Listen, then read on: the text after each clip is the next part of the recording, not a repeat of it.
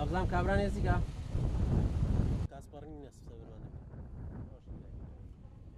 ئەوەی کە لە دواوەی من دەیبینن ژمارەیەک لە هاوڵاتی بەنگلادیشینە کە لە هەرێمی کوردستان دەژین. ماوەی ساڵێک کە سەرقاڵی چاندنی ئەو بەروبوومانن کە لە وڵاتی بەنگلادیش بەرهەم دەهێنرێن، بەڵام ئێستا لەم خاکەی هەرێمی کوردستان بەرهەمی دەهێنن و هەفتانە جارێک دەیخەنە بازاڕەوە.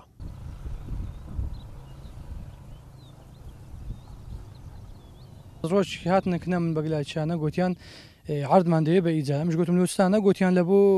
شیناییمان ئەمش گوتم شینایی وتیان تەماتە بیبەر باینجا تم لۆ ناباشە بە سەرچاو دەتان دەمێ کێشەنی تومادەمەنگو چاوتەن لە کاسبی بمیارمە تشتان دەدەم وڵا بیدایەتی ساری پار بوو نهایەتی ساری پار بوو دەکە عفەن هاتن گوتم باشە خە ئێستاکە وەختی تەماتە و خیال بیبەر باینجانی نییە لوچستان ئێستا وتیان ئەمە هەم ڕسقی زستانی دەکەین هەم هاوینیش دەکەین زستانەکەیشیان توورە و سەرقە و کەرەوزە و تەڕەتولێ و هەموو شتی خۆیان جیاز دەگەیمە هەموو تۆیەکانیان لە بەگلادیش بە تەیارە دی لە بۆیان لێکوان دایدەچینن. سەرقاڵی چاکردن و پاکردنەوەی زەویە کشت و کاڵیەکەیانن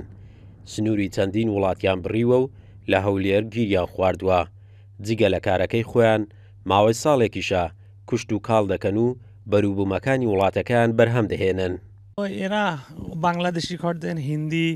و فیلیپینی نێپالی هندی سیلۆنکی هەموو دەکۆی ئارۆب ناویان چی ئەوانە ئەو خواردنەوەی ئەو بیبەر تیشە ئەو بامیە درێت ئەو باونجانە ئیسپیە ئەو چلیک چۆرە ئەو کودی هەیە وڵای خۆشە لێرە ئیش دەکەن هیچ دەکە خۆشە خۆش نییە و خالاس دەبێت دوای جەرر دەکە پایدا هەیە ئێستا معلوم نییە. بێگون مۆریس بامیە ئەگە چەند ساڵ لێرە ئیش دەکەین؟ دو ساڵ هەموو ڕۆژێ دەبێت بازار ئیش دەکەی یان هەموو دومە بەشێکیان لە جۆر و شێوەی بەروبوومەکانیان لەوانەی هەرێمی کوردستان دەچن و لە تامیش جیاوازیەکی کەمیان هەیە ئەو جونتیارە بەنگلادیشانە دەڵێن بەردەوام دەبین لەسەر کاری جوتیاری لە هەولێر. قارەمان جەوهەر، کورسات نیوز، هەولێر.